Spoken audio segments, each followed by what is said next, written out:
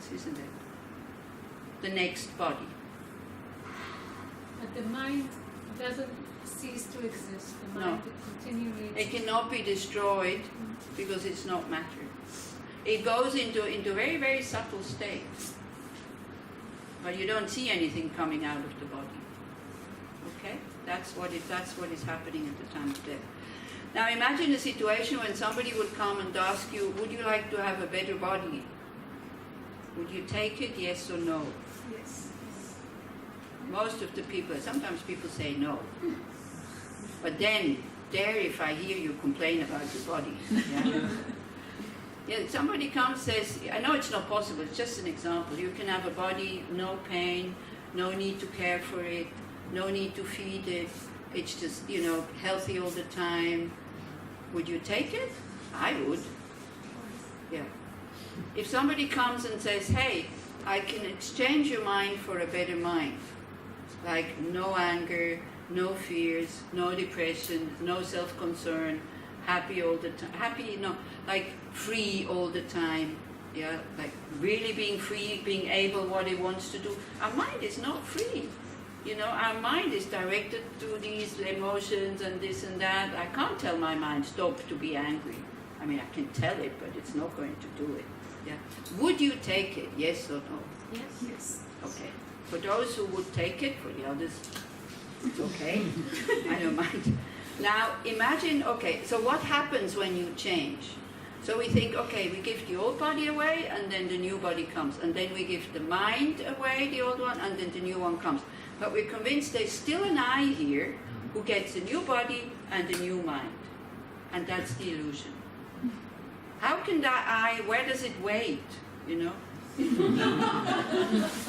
Where does it wait while exchange is happening? Where does it go? In the fridge? That's why I said, you take away the body, you take away the mind, there's nothing left. You, kind of where, I can't take this apart. So, when you take away the basis here also, because for the I, the basis is body and mind. For this A, the basis are these three lines. You take them away. Where is A? Or anybody has a pen that I can take apart. Sometimes I'm not able to put them back together. It's okay? Yes. Okay, so then again, what is this? A pen. And we're convinced that this is a really existing pen. Existing out there, separate from your mind. But all of you kind of recognize it. You said a pen. If I would be Hebrew-speaking person, what would that be? Yes. There you go. So it's already not a real pen. If it would be a real pen, everybody would call it pen. Okay? So this is a really existing pen. So now I'm taking it apart. So we're trying to find the pen. Because if something exists, you need to find it. Otherwise it does not exist. Now it looks as if it is a real pen existing. Yeah? So then I take it apart, and Shachar, you're the witness. I'm not hiding anything. I'm even taking this away so that I can't cheat. 1, 2, 3, 4. It's almost empty. It's empty. Yeah, right. 1, 2, 3, 4. Okay. Now, where has the pen gone? Did it go to wait here until I put it back together? Like the I would go and wait somewhere until the basis is back? Yeah? But sometimes I think people would think that the mind is the I. Yeah. Okay, we can discuss this further. But now we're with the pen here. Yeah. Isn't it just pieces of... Now we're with the pen first. So is this the pen? No. You sure? Is this the pen? No.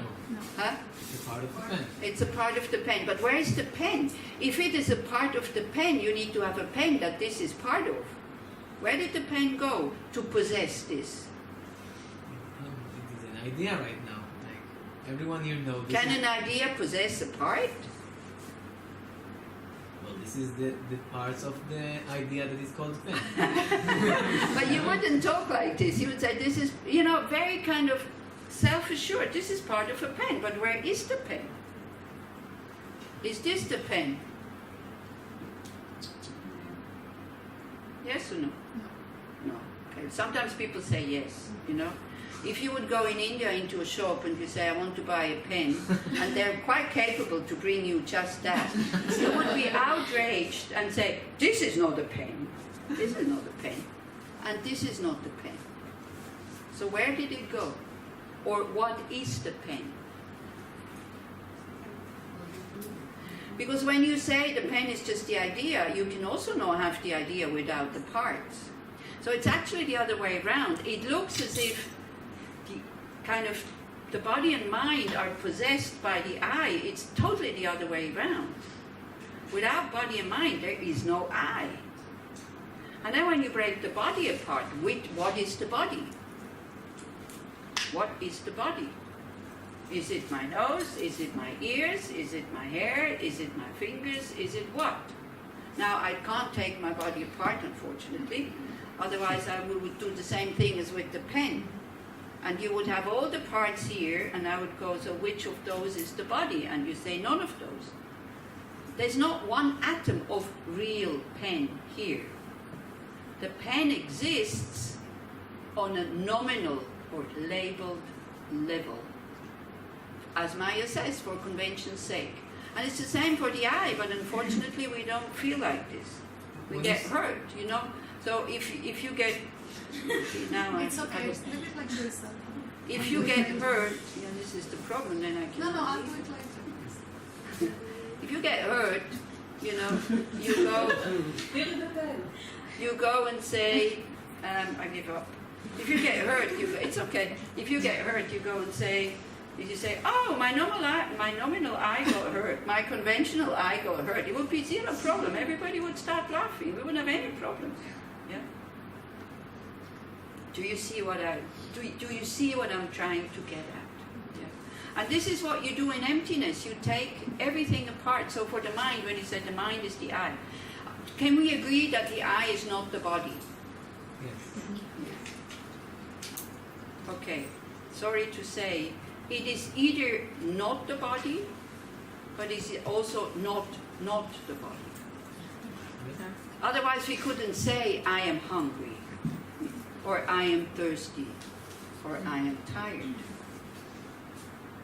You see, things do not exist, but they do also not exist.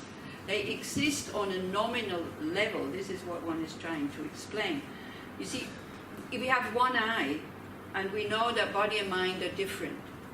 Yeah? Do we know that? Mm-hmm. Okay. So we know that body and mind are different. So we have one eye. So to where does the eye go? Because we need at least two eyes, one for the body and one for the mind. Do we really know that body and mind are two separate? Yeah, I think most of the people know It's that. not proven.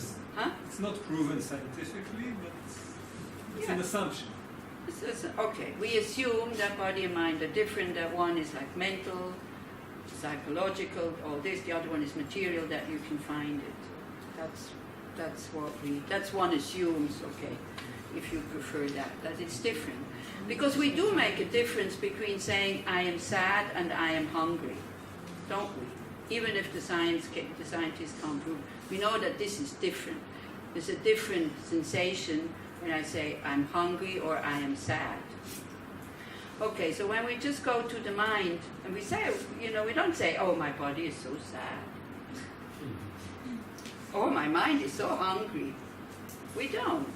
Like we do have this kind of, we make this kind of distinction. Ultimately, again, you're right, they're not only the same, they also, both of them don't exist the way that they appear. So in that aspect, when it comes to emptiness, it's all the same. I don't want to confuse you more. So when you say, okay, the I is the mind, but the I feeling, can we agree to that? The I feeling is always the same. This is why when somebody calls your name, you react, because you're always the same person. This is why something that happened 10 years ago is still a problem today. Because it's the same I. This is why when you look at some photographs from your kindergarten and somebody says, where are you? You go, this is me. You're not saying, this was me. And then I look, no, we're not. We're saying, this, unless in Hebrew you say different, I don't know. But everybody spontaneously says, this is me. And you know that because you feel like this little thing here. And then I look at you and I go, huh? Are you sure? Doesn't look like you.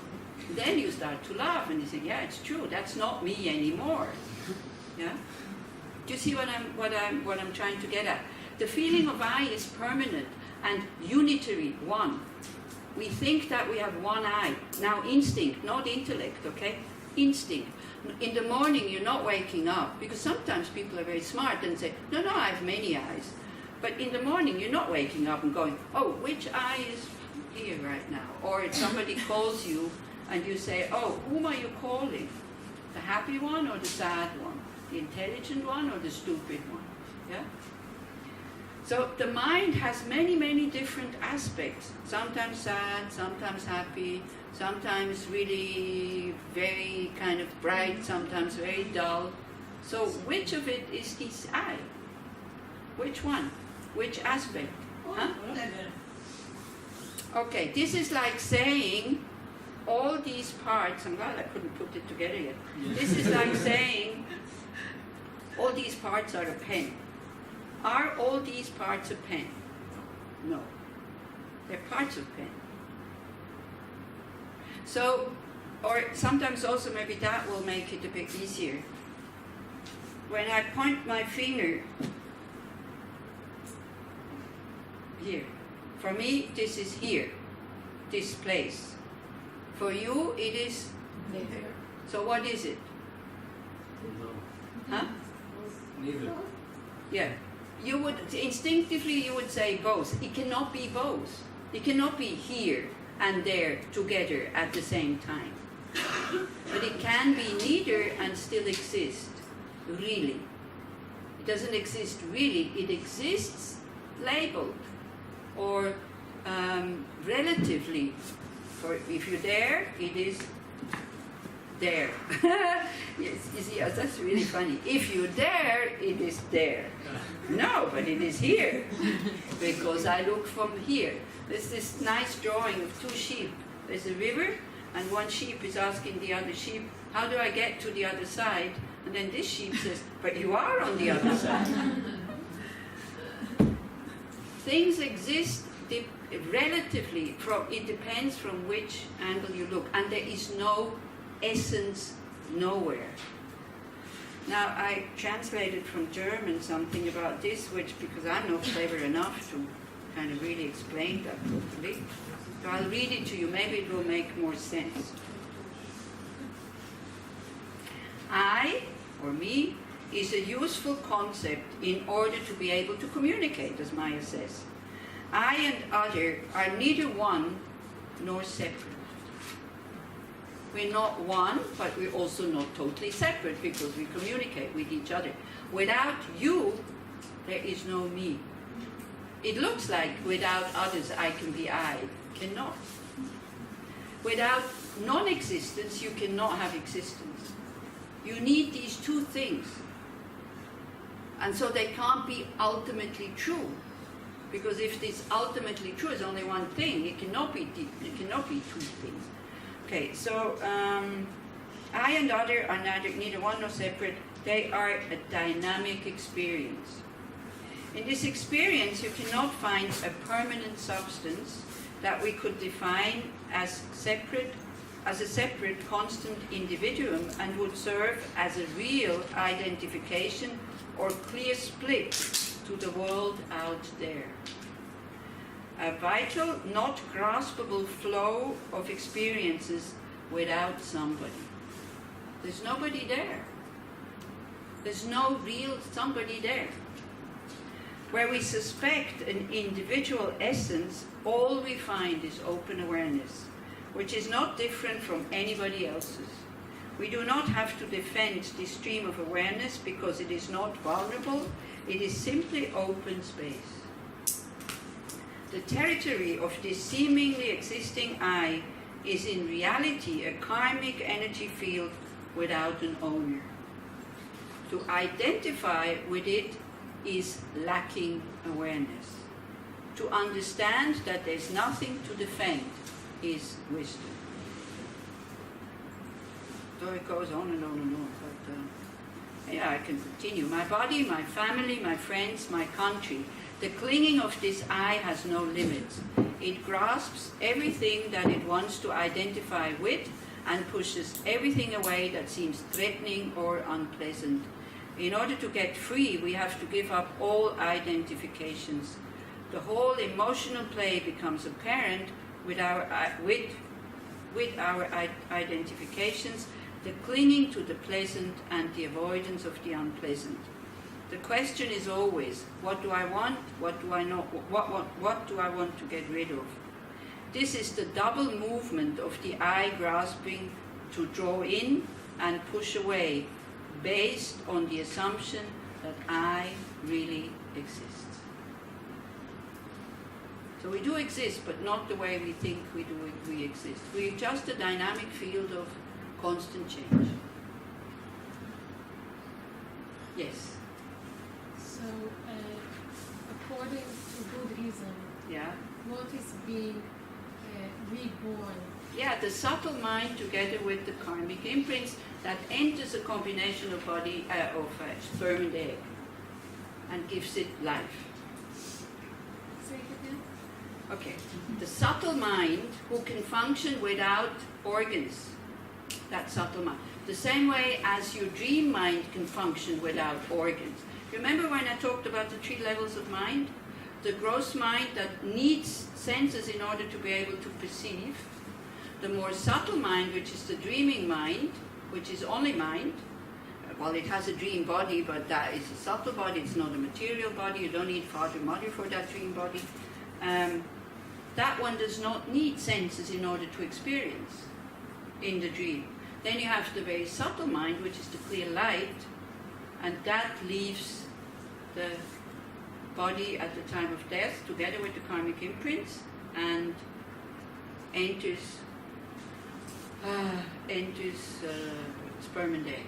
And then the body This is forms. something- Then the body forms, and then again the mind becomes more gross and it connects to the senses, and then we can experience. All convention, she meant all convention we exist. We do exist. She asked. No, Oh, sorry. I asked. What is being reborn, or how does rebirth happen? Yeah. Now, this is a problem because then is it then this subtle Mind? is it something that is different than the environment? Is it something that is part of the whole? Is it something? No, it's just no. It is individual. Yes, It's it is individual. So maybe, I don't know, we are captured in saying I and all the resulting suffering from it, but maybe it has some truth in it, that there is something individual, like the subtle There mind. is, yeah, of course, who changes moment by moment by moment by moment. But It's an impermanent phenomenon. it's something individual. But this is also Not the merely same. labeled, that mind. Not the same all the time. Huh? It's composed of Not the same all the time. No, it changes moment by moment. Well, the clear light, there's debate about is it permanent, is it not permanent, so, but then also, then the Chittamatrians come and say, well, where are the karmic imprints? And then they invent like an 8th consciousness to the other 2. So it's like different views. It's very difficult to explain because it's kind of really, it goes into very, very subtle things. When you say, what is being reborn, they say the mere I. The merely labeled I is being reborn. Because even that mind does not, the moment you have something that exists from its own side, because also the subtle mind is merely labeled, then again you are into duality. It's very complex. You see, if I could explain this to you in 1 hour, wow, I would have the Nobel Prize. I cannot. Very, Huh? very different. Yeah, and you need to study it. So what helps you, if you go back to your text here, to examine or to do the analysis, it is called the 4-point analysis. When you see wisdom, you have the 4-point analysis. First, you need to identify what is being rejected, what is being refuted. Everybody understands the word refuted? Okay. Something that we think is there but is not there.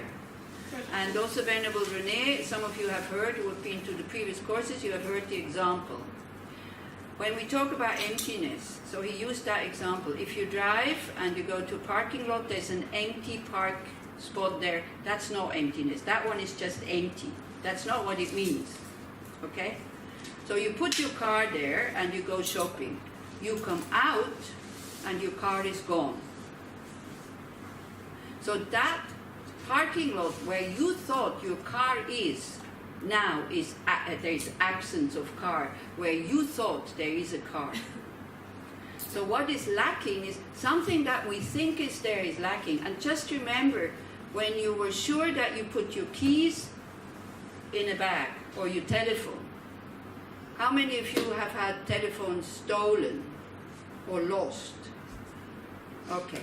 Did you, when you couldn't, you knew it was here, and how many times did you go back to the same spot to look if it's really not there? How many times? Not too much. Not too much, but more than once.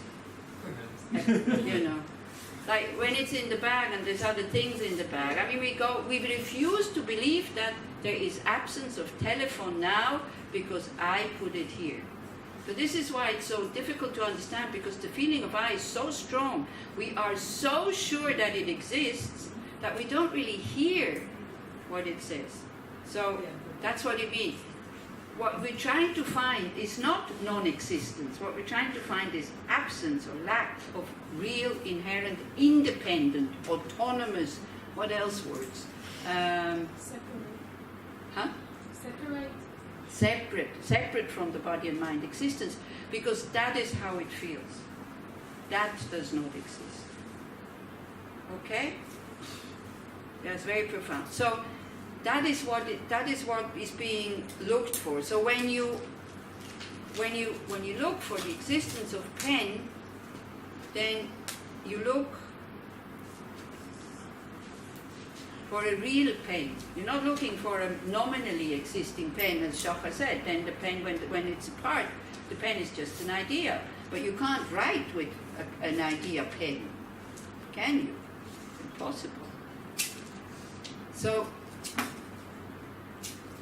then you go like this. Is this the pen? No. Is this the pen? No. Is this the pen? No. Is this the pen? No. All you're left with is not pen, with an absence of where you thought there is a findable pen.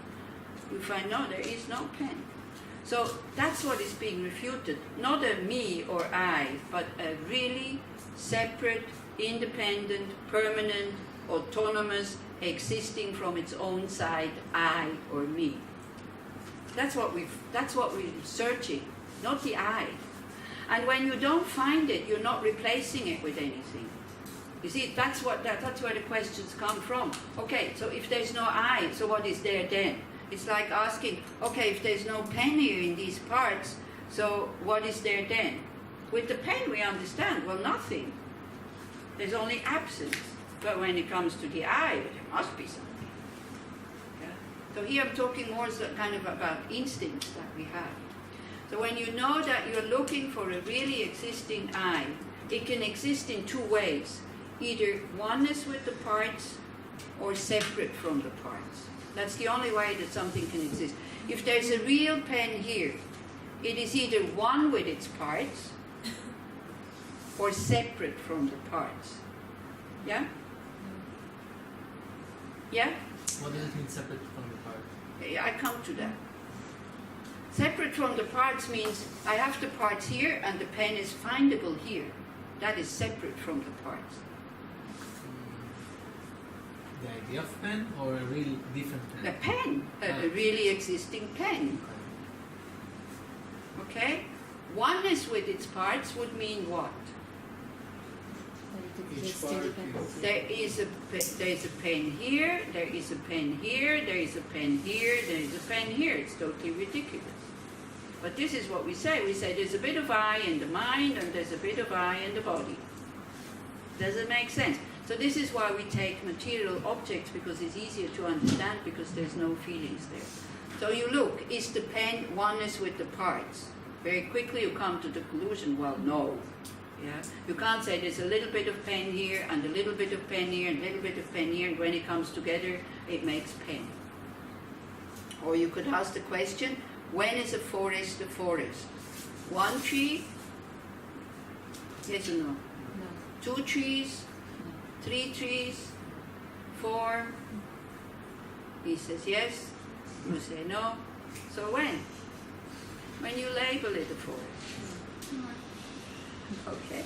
So it doesn't exist oneness with its part, because otherwise you would have to find cake sometimes is better. Otherwise you would have to find, sorry for the vegans, some cake in the egg, some cake in the butter, some cake in the sugar, some cake in the flour, and some cake in the chocolate or something else. You find no cake there. That would be oneness with the parts. Separate from the parts means that I have a clock, a bowl, and a cup. These three exist separately. If I take away the cup and the clock, the bowl is still there. So that means if the pen exists separate from the parts, I take away the parts, the pen would still be findable somewhere. It's not there. If it would be separate, then I could find it. Yeah? But it's the same for the eye. You take away the body, you take away the mind, you're left with nothing. Okay? Can we kind of leave it at this? So what I said was identify the object of refutation, which is inherent existence, not existence. Then it is either one or separate from its parts. Examine if it is oneness with its part, examine if it's separate from its parts. And then you go very thoroughly. When you look in the body, you start down at your toenails and then you come up to each part so that you're really sure that it's not there. When you look for it in the mind, you go to each mind state. Happy, sad, intelligent, stupid, all this. Okay? So that is the wisdom of emptiness, or lack, emptiness of something. It's not a nothingness, it's a lack of inherent existence. The 6 perfections, you practice them kind of together. If you go, what we just did now, it goes into the category wisdom, into the category ultimate level. If you do like generosity, ethical conduct and all this, compassion, love, karma, it goes into the category conventional or relative level, because those things are findable. Emptiness is not findable because it's a non-affirming negation. Oh, sometimes I wonder that I still remember these words. Now, Geshe Kelsang Wangmo is coming. She's much better at this than I. But then when she explains, and you hear it for the first time, you don't understand anything at all because she explains it the right way. So it's not that you will be able to understand better, but she explains it in a better way than I do.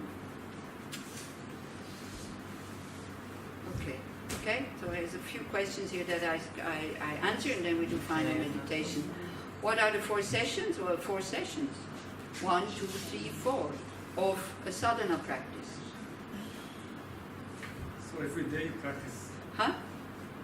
So it's 4 sessions a day. Yeah. When you do tantric practices, you are in retreat, you do 4 sessions. Every day, the same. Practice. How long each session? That your master will tell you. It's not fixed. Why, 1 hour, 2 hours? Depends on your level also. So I don't want to go there, it's too much. You said that there are 2 modes or aspects of reality, of existence, I said, not of reality. One of which is samsara. Can you say something about the other one? Also, samsara is empty. Yeah. So the two aspects, these two levels of existence is on a conventional level, as merely labeled, having a